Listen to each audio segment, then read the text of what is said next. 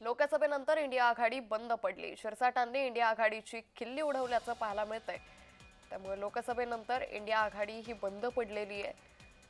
संजय शिरसाट यांनी पुन्हा एकदा आता इंडिया आघाडीवरती टीका केली आहे। इंडिया आघाडी मुळामध्ये लोकसभेच्या निवडणुकीपुरती बनायचा प्रयत्न झाला होता, परंतु ज्या पक्षांना स्वतःचं अस्तित्व नाही असे अनेक पक्ष त्यामध्ये इन्व्हॉल्व झाले। जवळपास 27 पक्षाचं मिळून झालेले ती इंडिया आघाडी ती लोकसभेमध्येच त्याचा धुव्वा उडाला होता। कोण म्हणतं त्याला कशाला घेऊन बसतो? त्यांना विचारा तुम्ही कोणत्या आघाडीत होता?